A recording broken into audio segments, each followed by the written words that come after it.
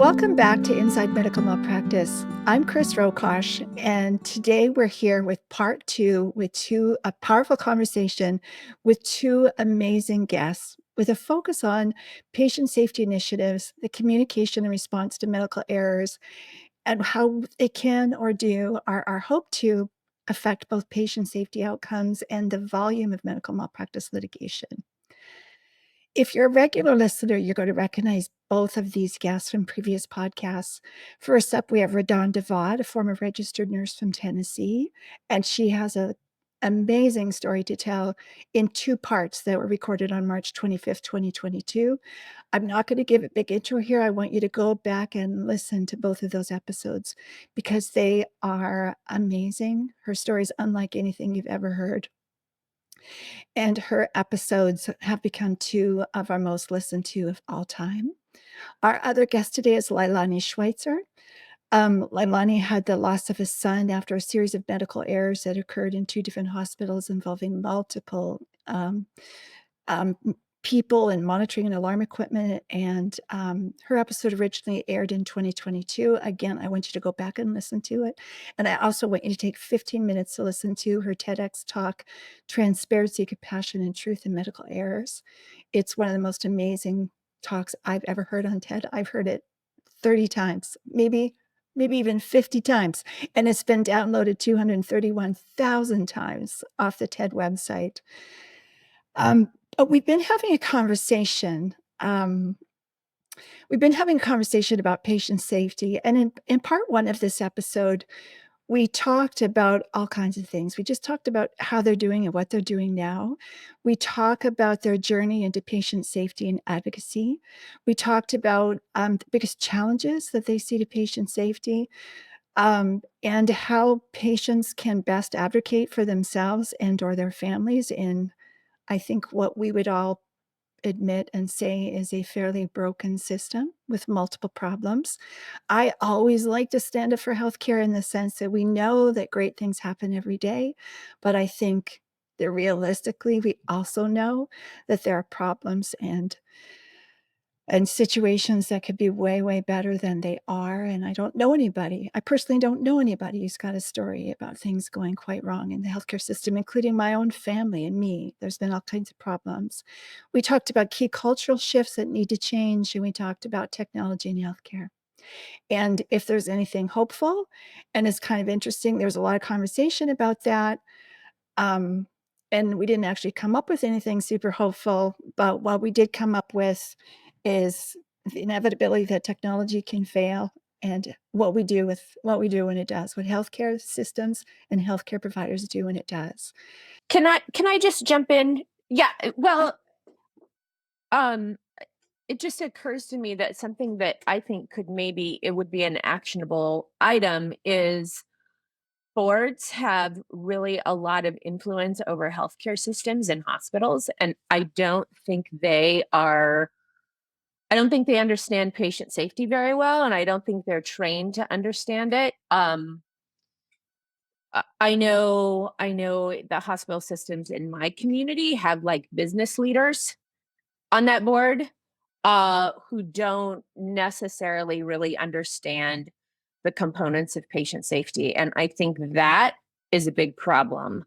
Um, I know that maybe your listeners will know this, maybe you both know this too, but CMS just came out with revised patient safety structural measures that requires boards to attest that they have a process for communicating with patients and families after harm. So they don't have to have one, but they have to say yes we have one or no we don't, and the board has to do that, which I mean it's I'll take progress even no matter how small. I find joy in small victories, but I think one big problem is that there's nobody really in charge of healthcare.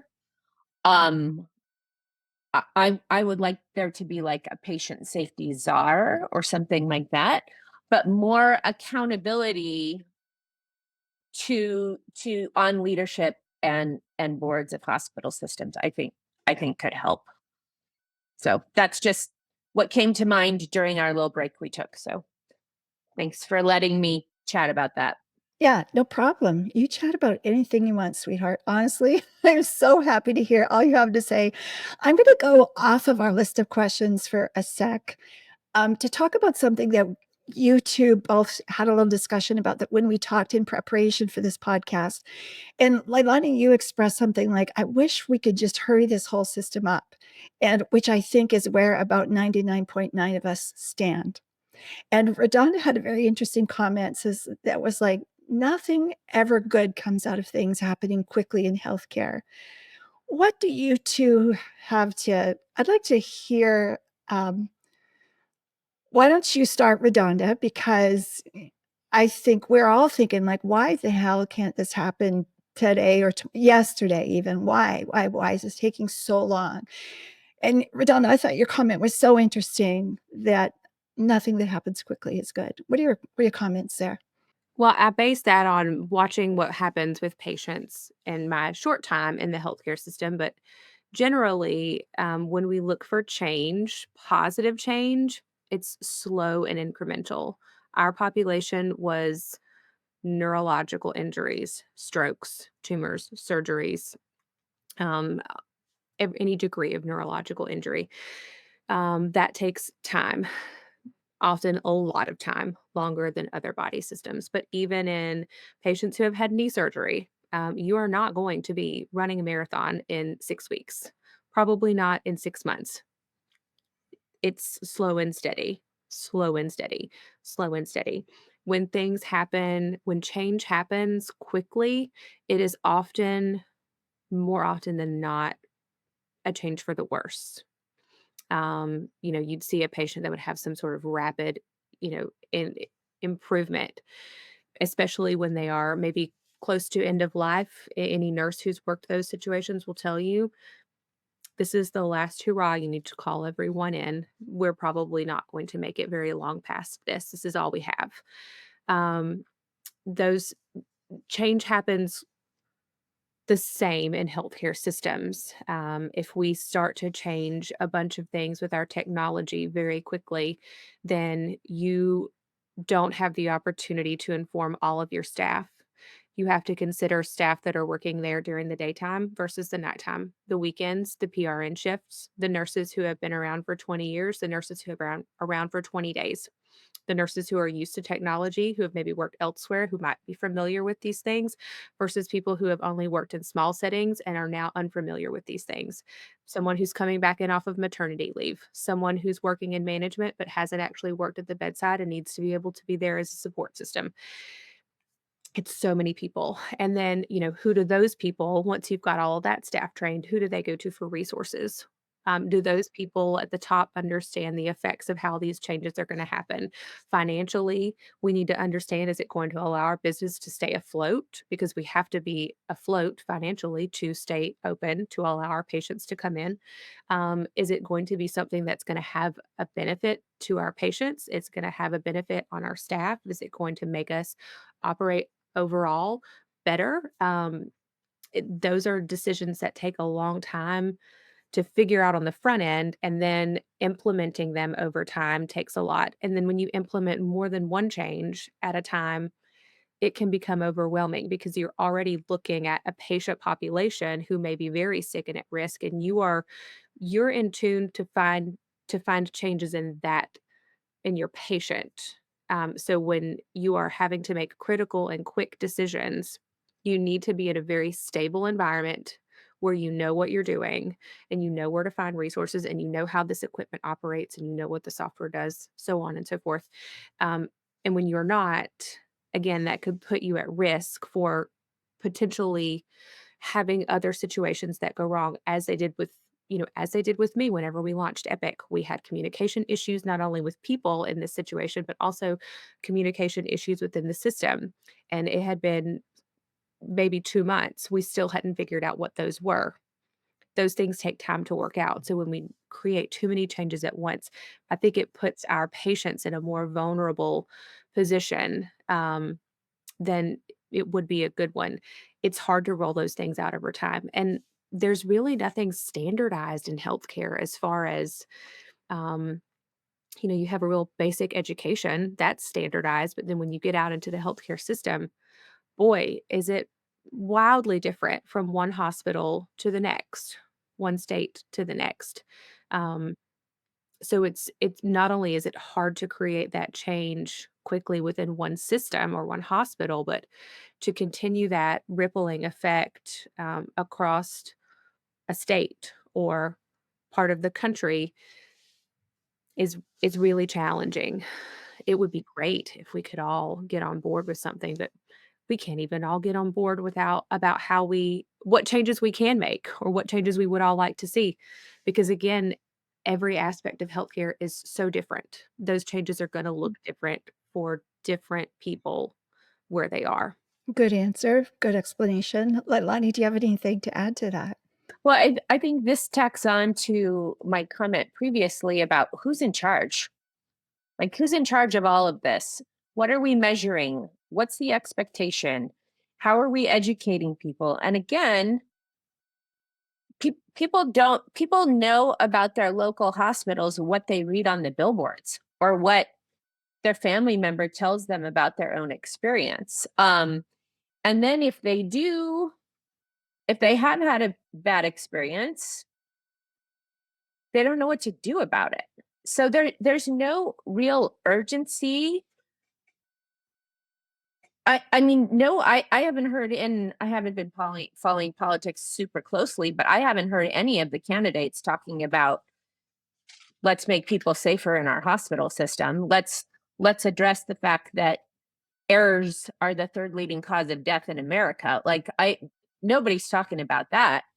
And I think a big reason for that is there's no people who will become patients are uninformed about this reality. And if there was more understanding of how complex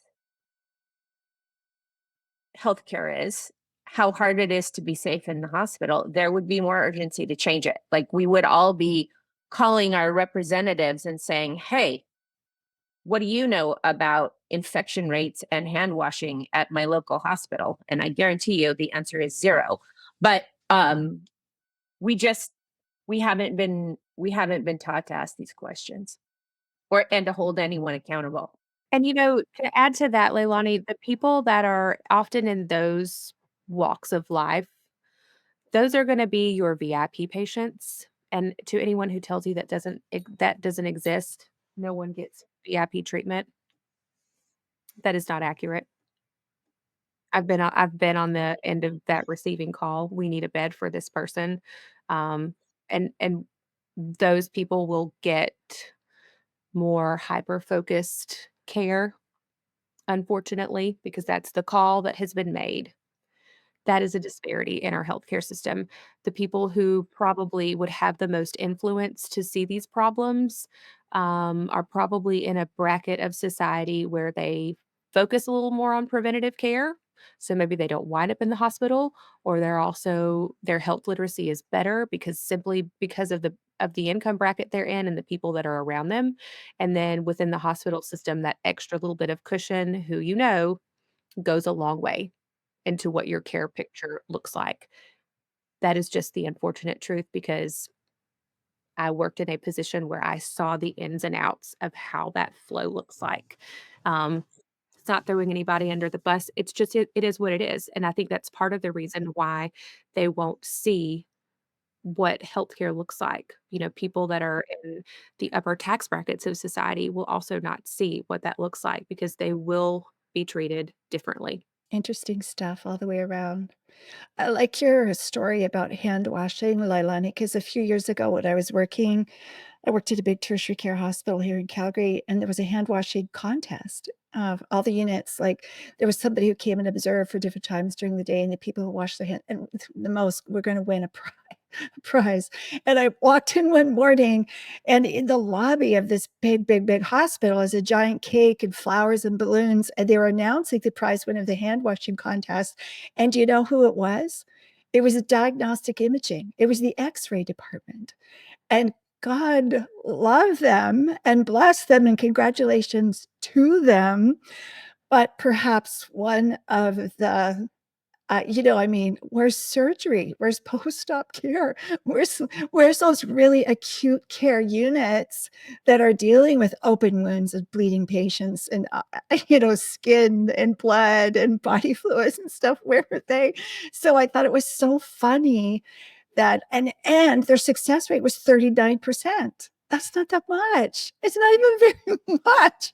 I know. So it is interesting top down, not only does the board not know, but, oh, nobody knows or practices. I think we're way better now in the post-COVID era because we get hand washing. Anyway, RaDonda, you have a comment. I see it.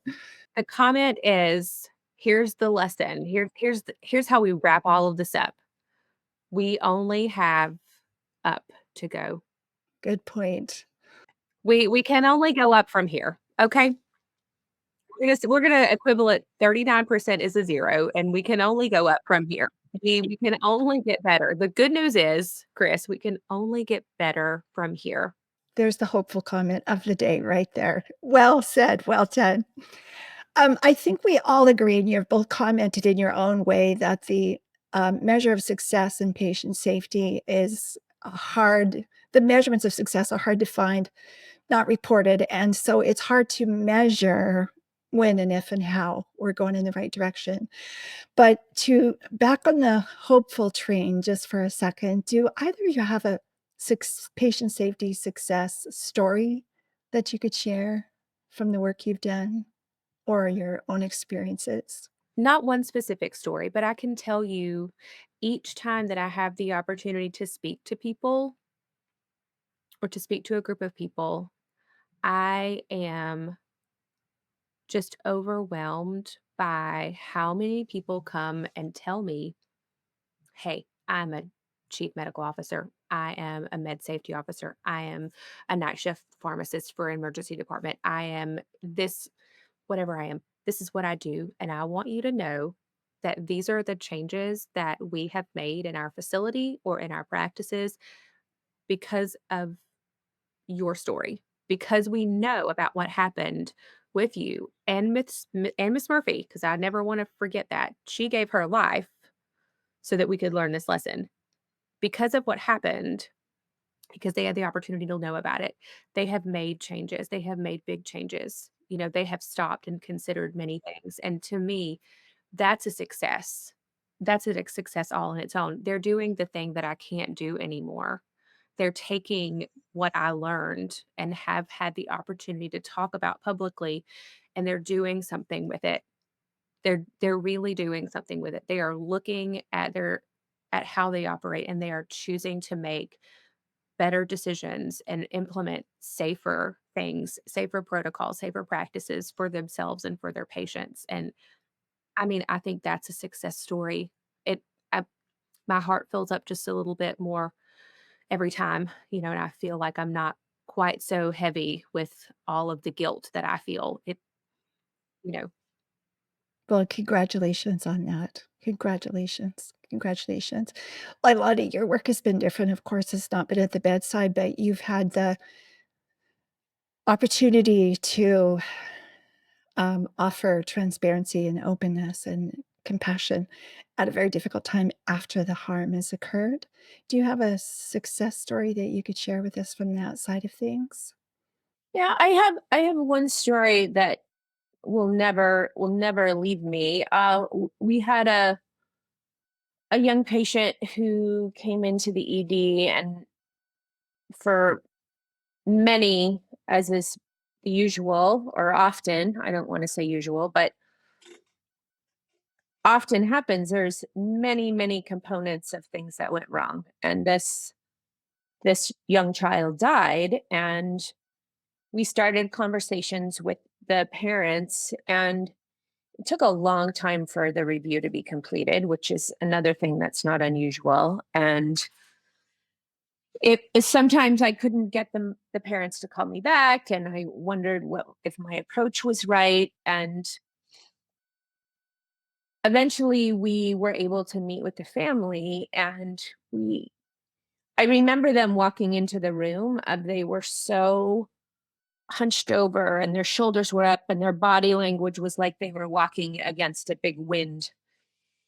And they still came in and they sat down, and the doctor who was involved, she walked in and she was the same way. Like she was walking against that same wind, and sat down, and the meeting was long and hard. And we explained to the parents what happened. And at one point, the father pointed at the physician and said, "You are the face of everything that went wrong."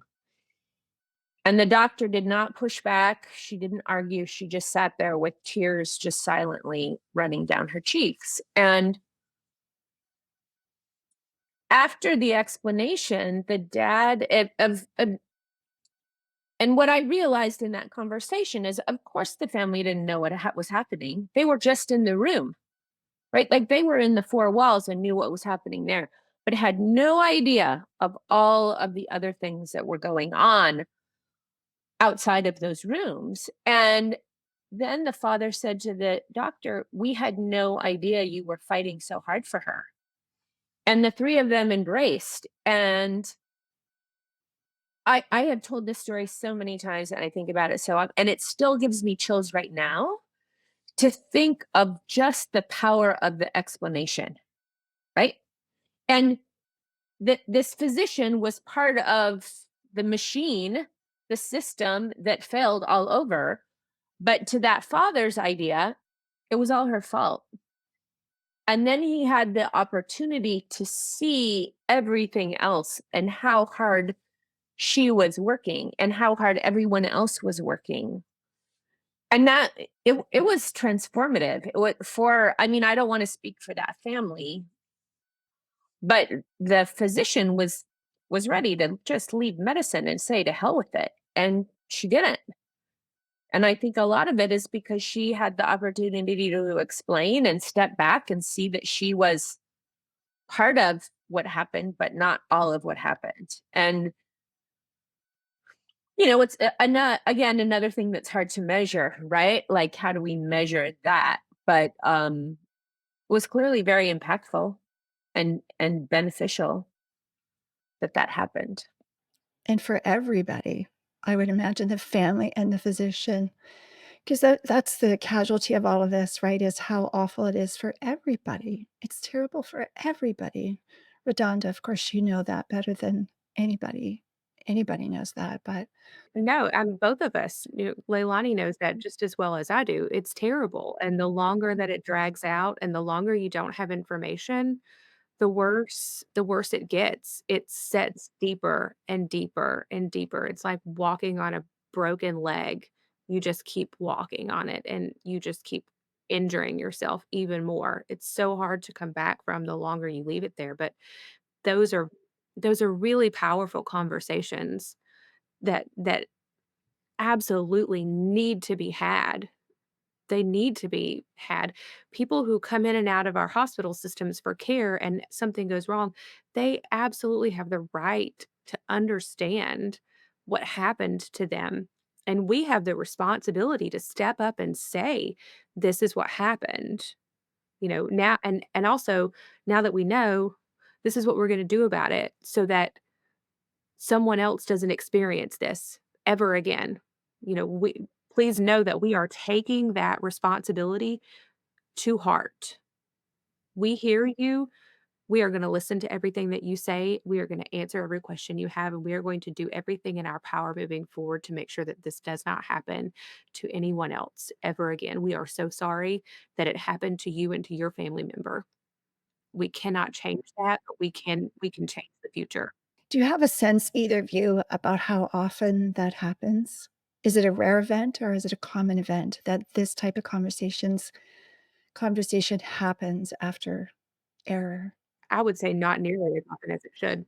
Yeah, I think it's pretty rare. Like I'm always looking for people who have had bad things happen, and then it turned into something positive in some way, like a story like mine. And they are very, very hard to find. And I mean, part of that is people go on with their life appropriately, but it's very difficult to find anyone who says this happened And then it was explained to me, and I had an opportunity to make something important from it. Like, that is, I can think of one other family off the top of my head. Wow.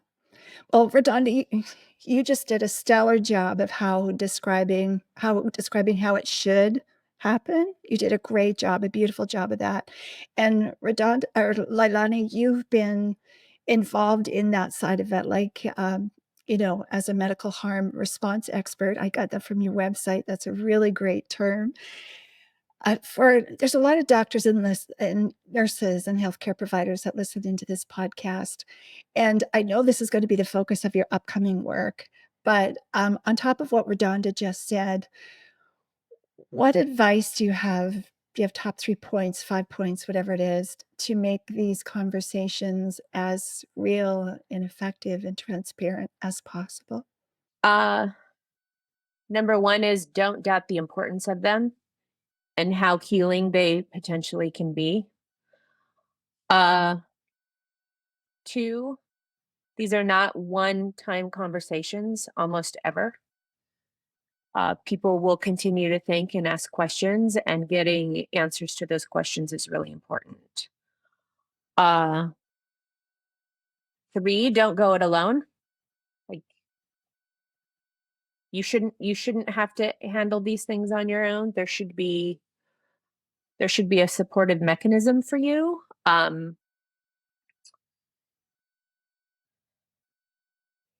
I guess, and lastly, that it matters to you, that if you don't talk about it, it's going to stick with you as well. And there really is some wisdom in the phrase, the truth can set you free. And that's important to think about. And I encourage people to consider those things. Mhm. Very good. Anything to add to that, RaDonda? She's right. All of those things are pertinent. You should never have to have those conversations alone. The entirety of your organization should be prepared and ready to step in and have them. They will take multiple conversations, and they are so important. They are so important to have, both for the people, for the family, for the patient, and for the people that are involved, because it leads to trauma, resentment, and failure on our end if we can't deal with it. And then it leads to mistrust and litigation, you know, on the family's end. And then, all of the stress and the trauma that they have to go through just living that out. I can tell you that from my standpoint, not just myself having to live through this, but also watching this patient's family come in and out of court, waiting for this to finally have an end. And I'm sure all they wanted to do was to be able to grieve this loss and try to move forward.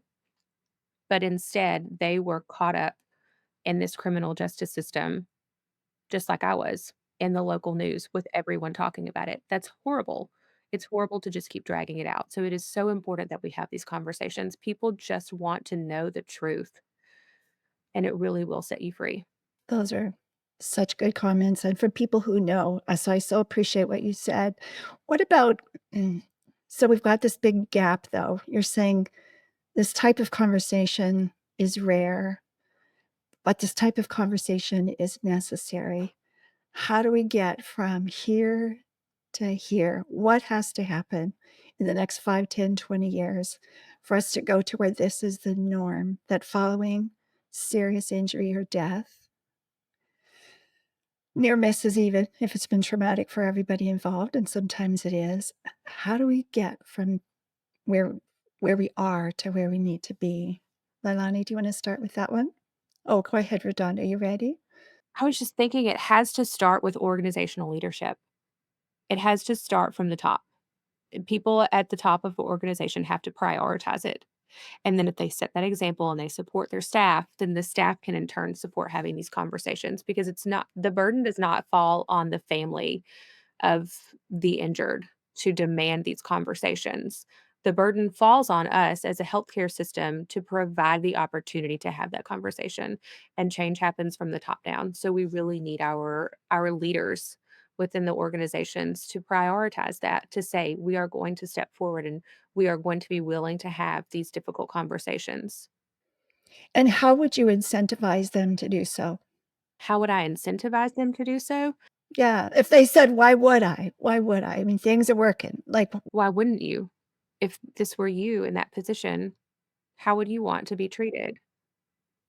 I mean, it's a if this is it's a very personal event. That's a very personal event. We have to start treating people like they're people, not like they're profits. They're people. These are real people. People's lives are drastically affected by things that happen in healthcare every day. We have a responsibility to address that. It's just the right thing to do. And I think we live in this society where people are scared of everything going to litigation, but I have listened to multiple people talk about this, and I have listened to people say the same thing over and over. You know why it goes to litigation? Because they could not get an answer from the hospital, from the doctor's office, from anywhere. No one in the healthcare system would tell them what happened, why this happened. They wouldn't explain it. So they call a lawyer because they just want to find answers.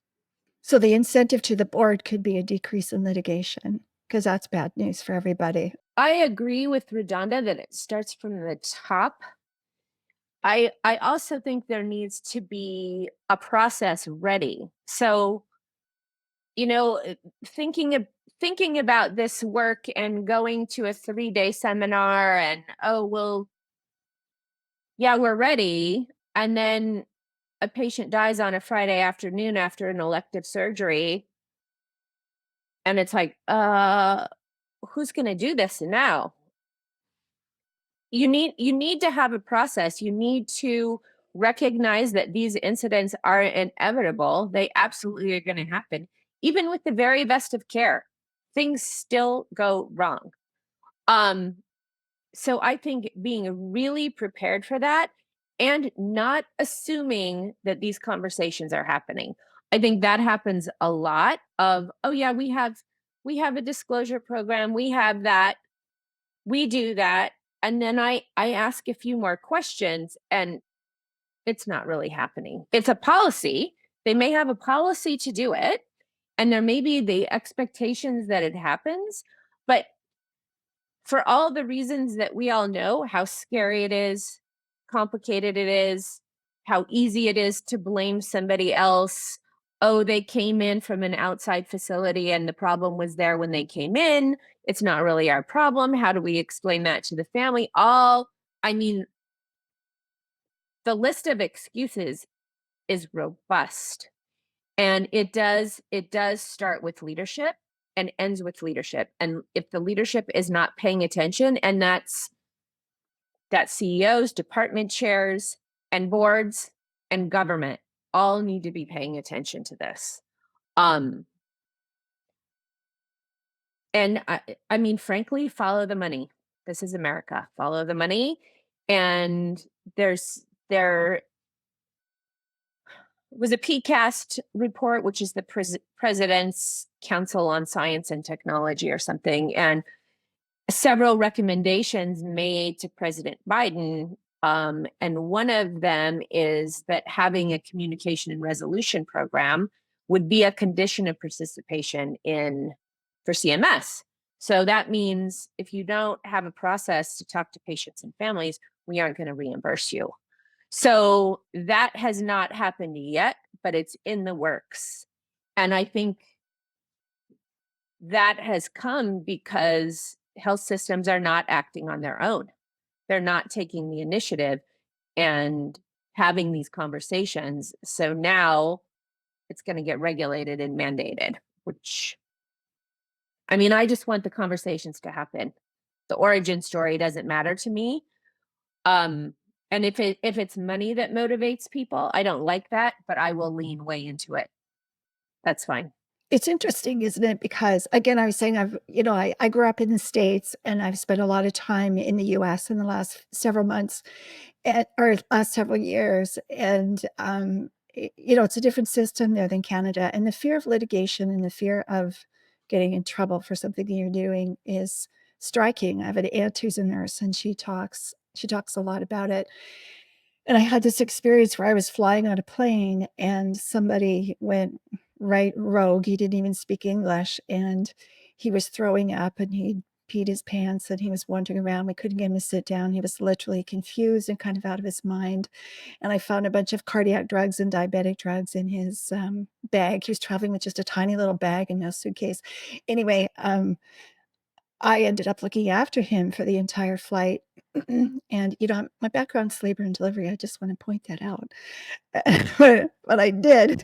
And he eventually was just so agitated that I got a big, 10 milligrams of IM Valium out of the medical cart. And I just literally shot it right through his clothes. And I'm like, we got to put this guy to sleep. We have 4.5 hours ahead of us here. We were like over the ocean, over Greenland, and we could not, there was no landing. There was no turning back. So I put him to sleep. But anyway, then he slept on my lap the whole time because I was afraid I just killed him with all that Valium that I gave him because I didn't really know what else he was on. Anyway, long story short, we land and we get to a place where everybody has to sit still on the plane.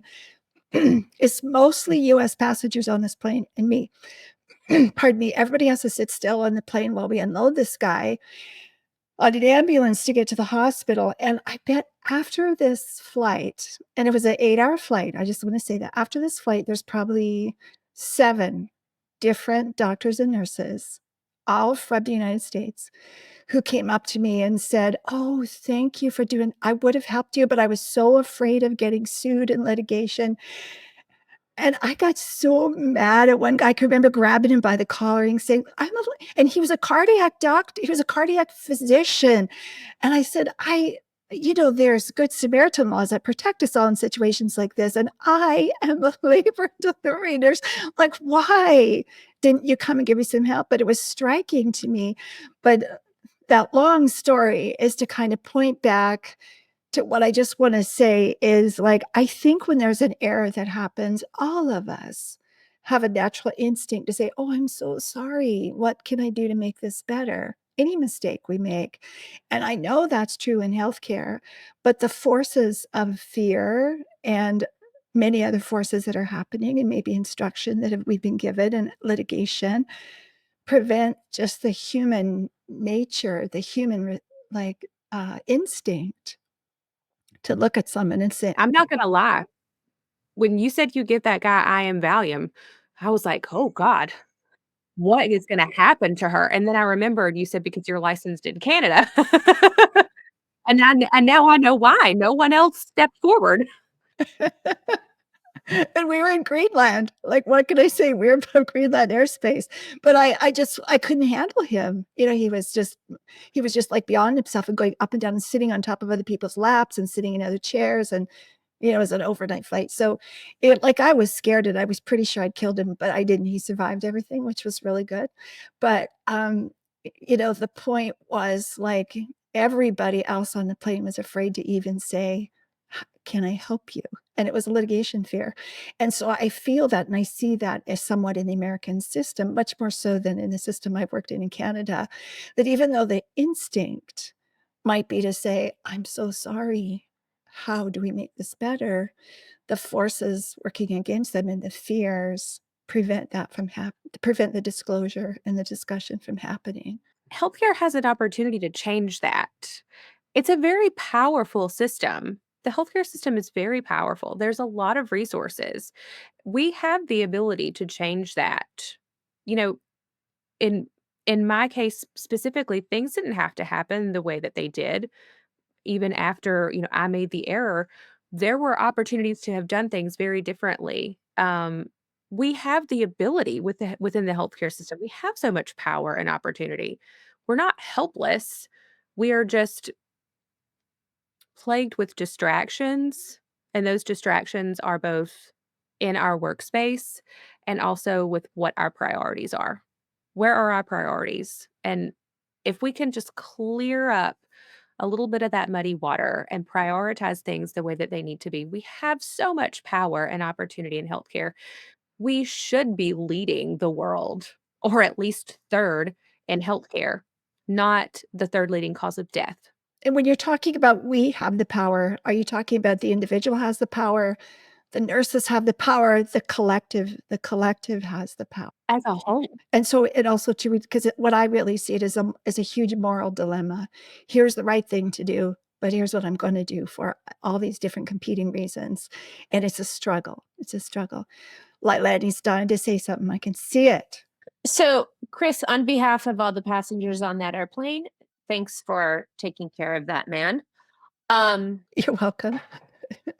I think a lot of that litigation fear, the fear is powerful, but the numbers don't really back it up. Like, and I think most physicians get sued at some point during their career. I know that really happens.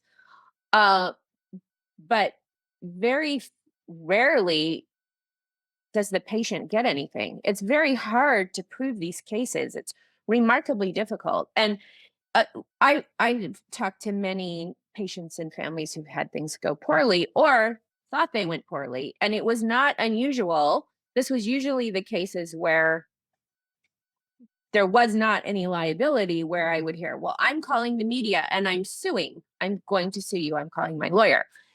And my response was, well, you don't really understand how the legal system works. I mean, I wouldn't say that to to just anybody. It was when I was pushed, and sometimes you do get pushed, but there still is this perception of, oh, I got hurt in the hospital, I'm going to sue and I'm going to get a lot of money, right? Like that perception exists, instead of people realizing the billboards aren't always true and everything cannot be fixed and everybody doesn't walk out and is fine. And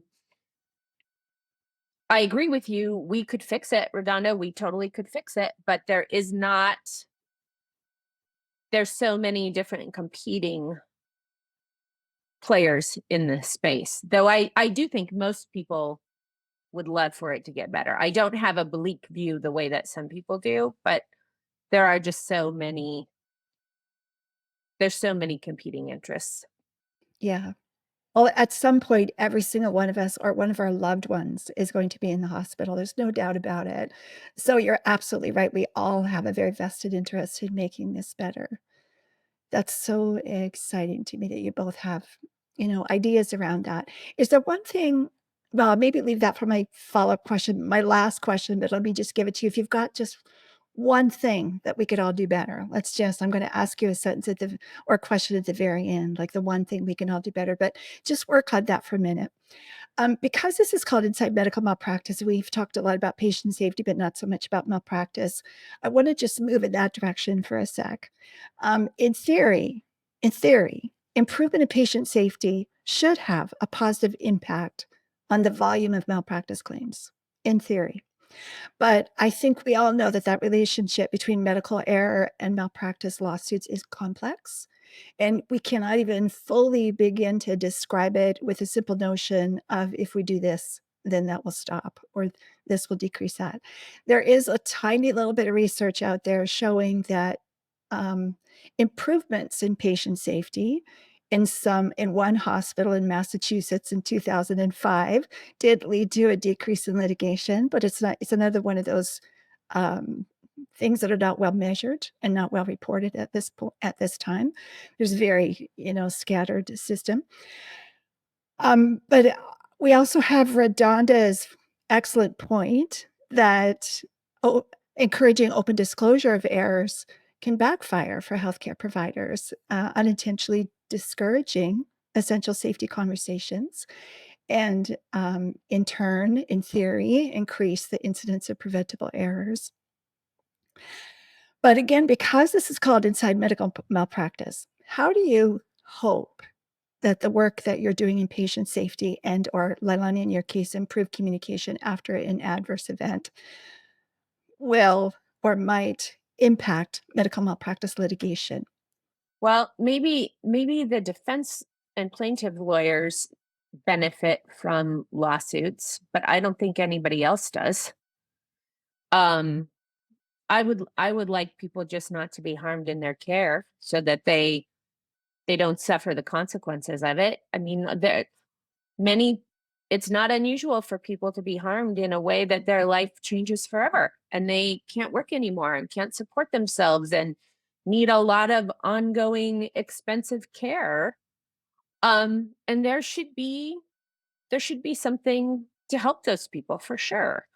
And they shouldn't have to sue. They should be able to be helped without without 5 years of expensive litigation. And let's also be realistic that each state in America has a different law around this, and many states it can be very, very difficult to get an attorney to advocate for you because there's just I mean, this is about money. This is a money game. And in many states, the laws are set up, rightly or wrongly, I see both sides, where there's just not enough money to motivate an attorney to advocate for you. And that's really unfortunate because what are those folks going to do? And what kind of learning comes from that? Nothing. So I think you just, again, another thing to be really clear-eyed about. What those people learn is mistrust, and mistrust continues to breed more mistrust. And that is just a compounding factor with problems in healthcare. You're going to hear bad stories about anything more often than you're going to hear good stories. You know, people are going to tell you, don't go see that doctor, don't go watch this movie, don't buy this kind of car, don't go eat at this restaurant, far more often than they're ever going to tell you to go do that thing. Right.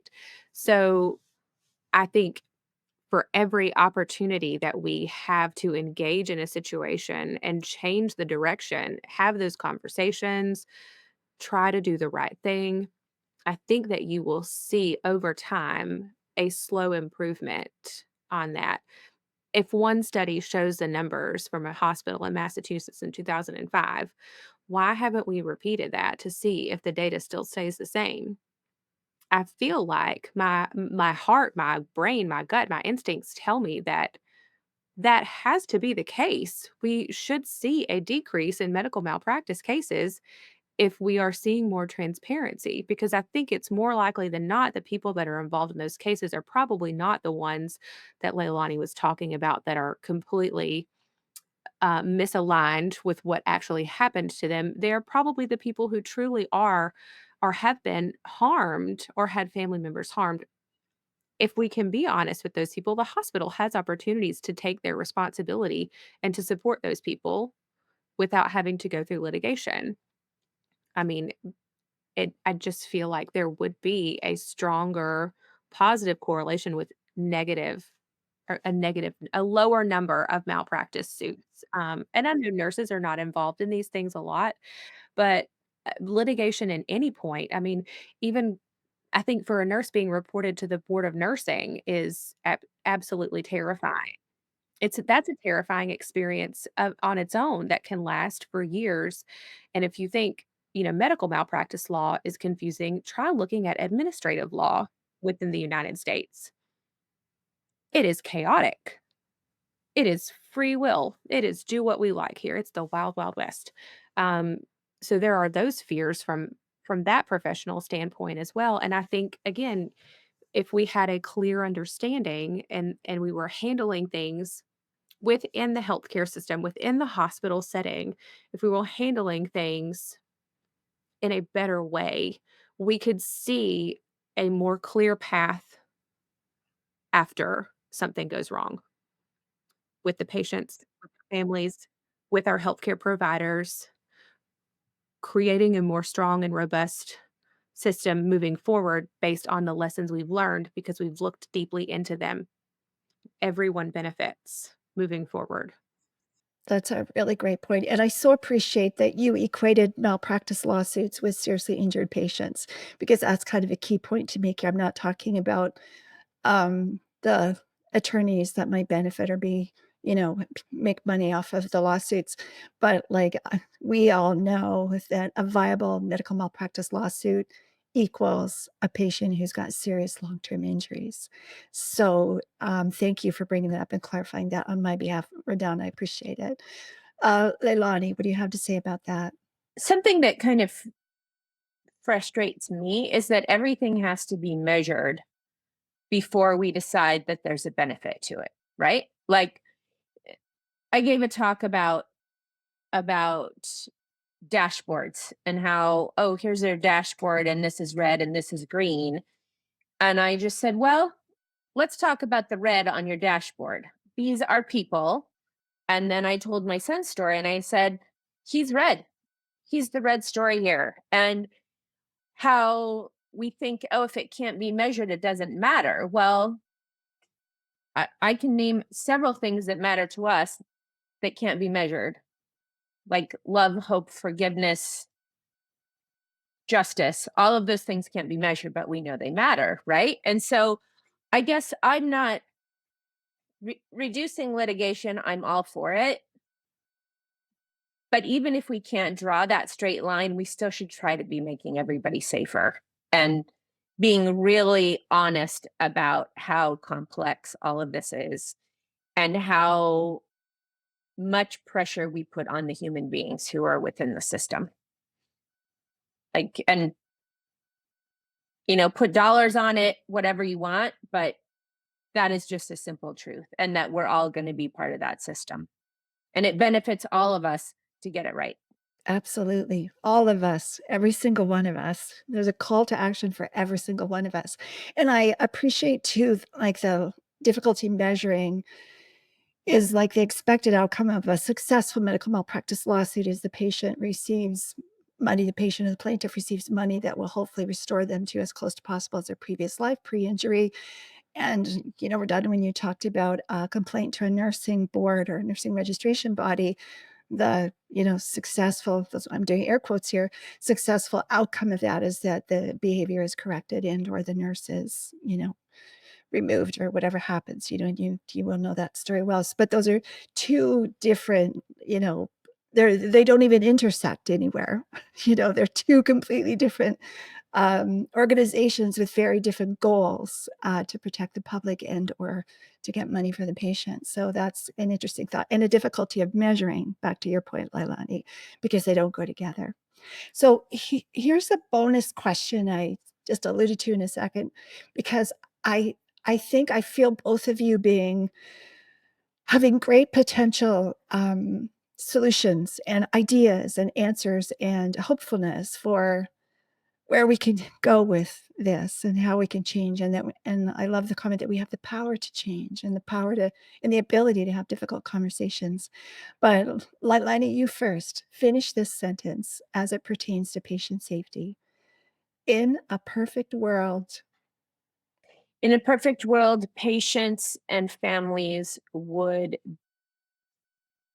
collaborate effortlessly within and with the healthcare system to keep everyone safe, and would be informed to be their own powerful advocates. Beautiful. Okay, RaDonda. Finish the sentence as it pertains to patient safety. In a perfect world. In a perfect world, as it pertains to patient safety,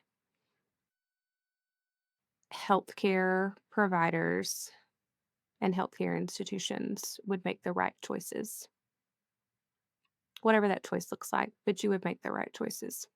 We have choices after something happens, we have choices before something happens. We would make the right choices by those patients to do what is right by them. Because choosing to do nothing is a choice, right? Choosing not to engage is a choice. Choosing to withhold information is a choice. Good answers, both of you. Thank you. Well, we've been talking almost another hour. I mean, the time just goes by so fast. So I'm just going to ask one more question. And then I just want to give you an opportunity. If you have anything else to say that I haven't asked you or talked to you about, here's your time. But first of all, tell me what's next. Leilani, I'm going to start with you. What's next for you? So I'm creating a certification program to help hospital staff be better prepared to have ongoing conversations with patients and families after they're harmed. I think what happens typically is a physician explains, hopefully they explain, they disclose, they document it, and appropriately they go on with what they're best at. And the patient and family is left with a lot of questions because there's no one there ready to have ongoing conversations with patients and families who the attorneys trust to have those conversations, right? Like that's key. So I want to help people be prepared for those conversations and have everyone on the same page so that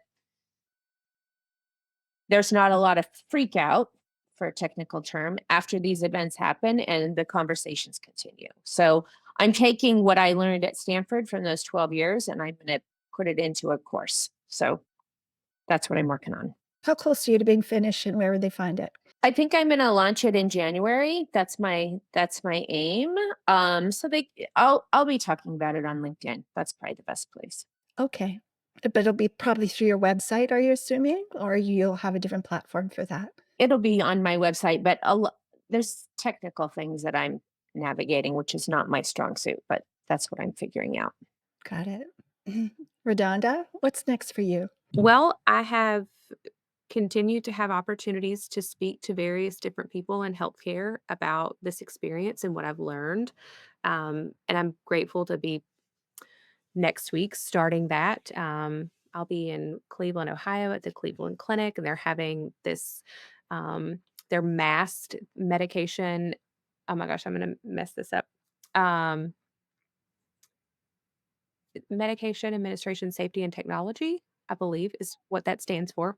Please don't quote me if I'm wrong. But I'm excited to start talking about this experience, but broadening the conversation in terms of how I think I can actually maybe help to talk about different, different parts of it. I don't want to just carry people on an emotional roller coaster. I don't really want them to just feel bad for me and empathize with me. I want them to really see the big picture. And so each time I have the opportunity to talk, I really get to think about that even more.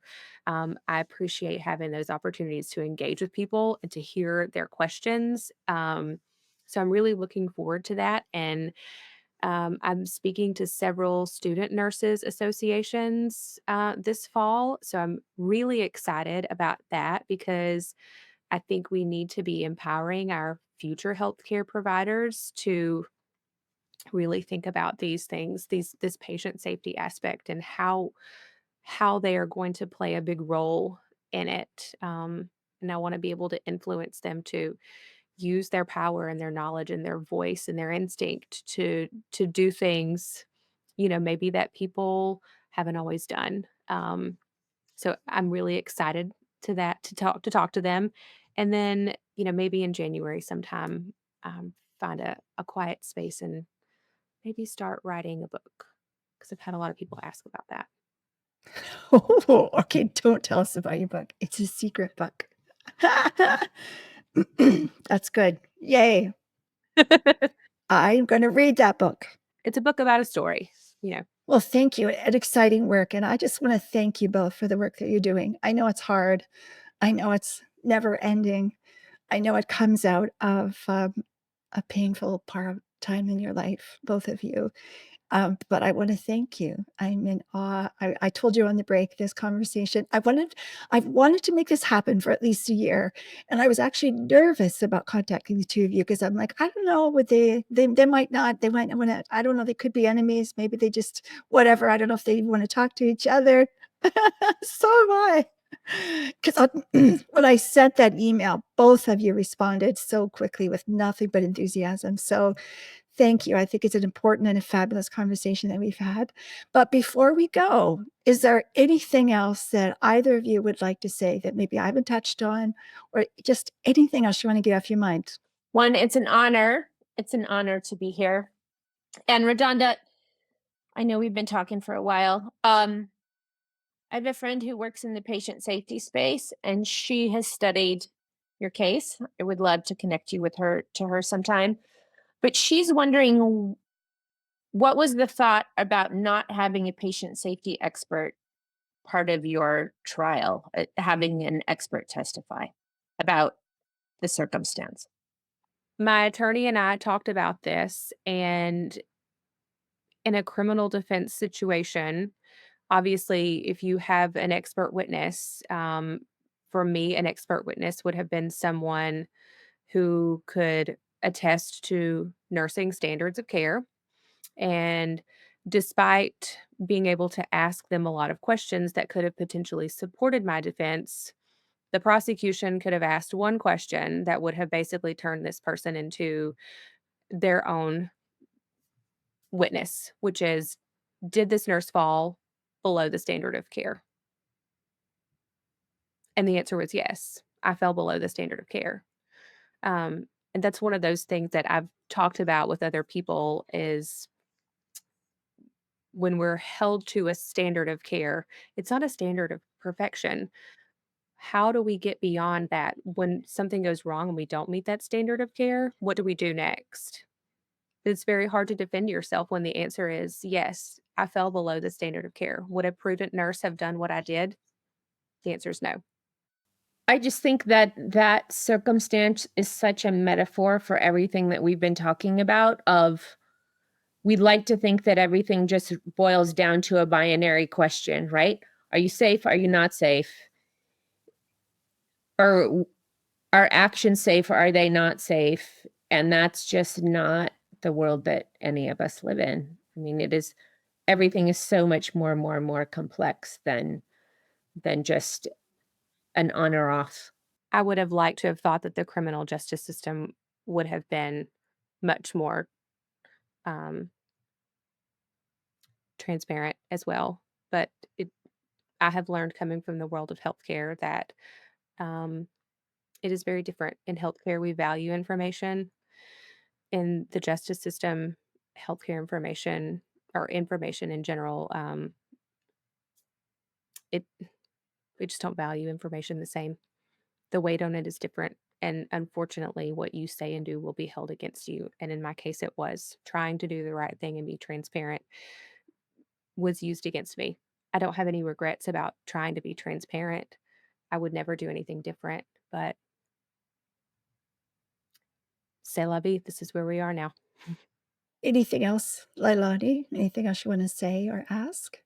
It's just a privilege to be here and be able to speak with both of you. I really admire both of you and the work that you're doing on behalf of people you'll never know.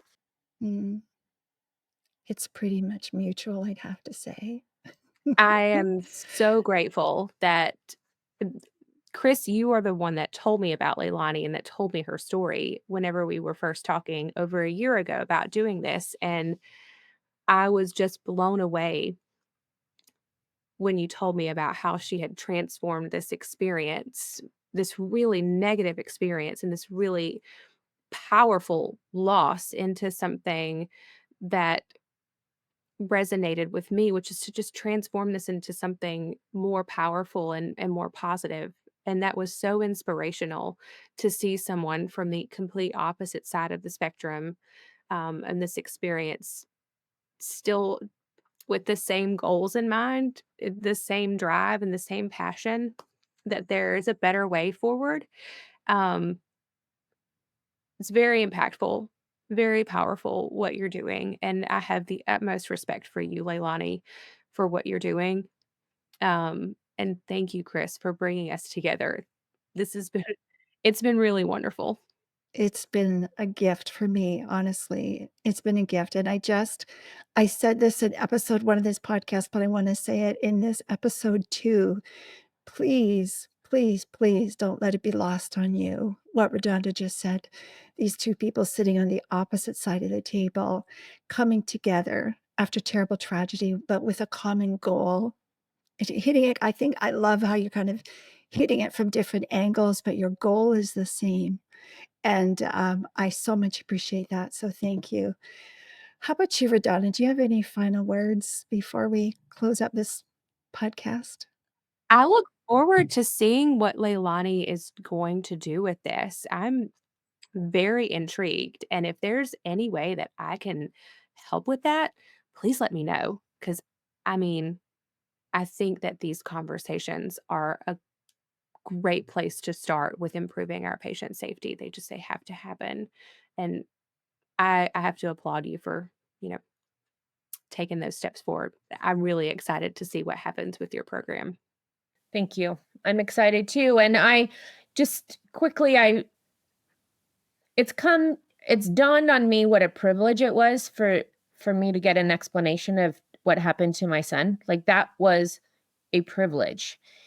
And that knowing has helped me. I don't think I would be standing if I didn't have someone to explain it to me. And that with that privilege comes responsibility. And I want every other harmed patient and family to be able to understand what happened. And I'm very motivated by that. So I'm trying to be practical and how can we make that happen? So I'll probably take you up on that offer, my friend.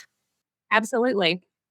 Well, and I would like to second RaDonda's comments. If there's anything I can do, I think the three of us have a power and a force to be reckoned with, and a set of skills and knowledge that not everybody has from different aspects of this messy, messy problem. Anyway, I just want to once again say thank you so much. It has been it has been an absolute pleasure and a joy. And I've been thinking, like I said, I've been thinking about this for a full year. And it's just been such an easy and amazing conversation. And thank you for that. Oh, and thank to you all for listening once again. If you enjoyed this podcast, please like and subscribe. Don't forget that in many jurisdictions in both Canada and the US, nurses, doctors, and attorneys can claim continuing ed credits. The podcast is available everywhere where you listen, including a Medical Malpractice YouTube channel. Be sure to tune in over the next few months as we further break down some issues surrounding patient safety and malpractice and some case studies. And I want to give Leilani a really nice shout out because the next guest that we're going to have on the show, Michael Wong, was a referral from her. And Michael and I have had a great conversation, and I'm going to be recording an episode with him in the next 10 days or so. So it's going to be another different but fantastic side of this story, from someone who knows, from someone who's had some experiences and who knows. So thank you, both of you, and to the audience, and goodbye, and take good care. Bye-bye, ladies. Bye. Thank Bye. you. Thank you.